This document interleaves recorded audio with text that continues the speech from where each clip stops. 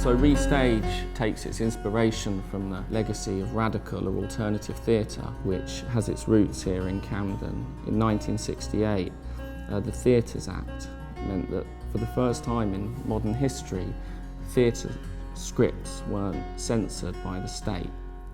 And what followed were really exciting, heavily politicised, spontaneous performances that sort of took power away from the traditional institutions of theatre. The period that followed saw the beginnings of theatres aimed at previously marginalised groups, feminist groups, black and Asian theatre, gay and lesbian theatre or disability theatre. People looked to art as something that was able to carry the potential for social or revolutionary change.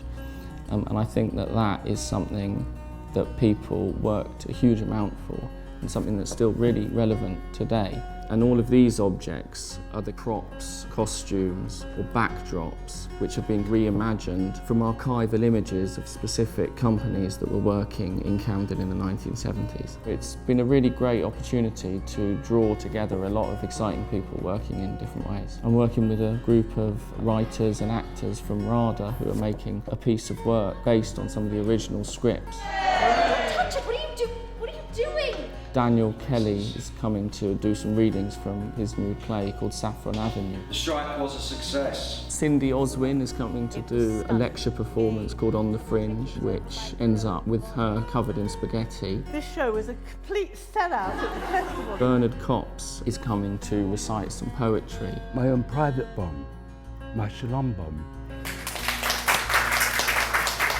And the Swiss Cottage Library is great because it plays a really important role in its community. Part of the thing I like about the stage is watching kids crawling all over it or watching teenagers hanging out in it. And it was really important to capture a spirit of the age, trying to make work that people would interact with and operates in a community, because so much of the work was based around creativity, was based around play, taking performance off the stage and into a public space. What is exciting to me about theatre is it's the ultimate space for the imagination. You only have to see a table and a chair on stage and you can construct a whole room and a whole set of characters. To see people interacting with the work and when it's activated by a photographer really gives it that energy or that sense of action or protest.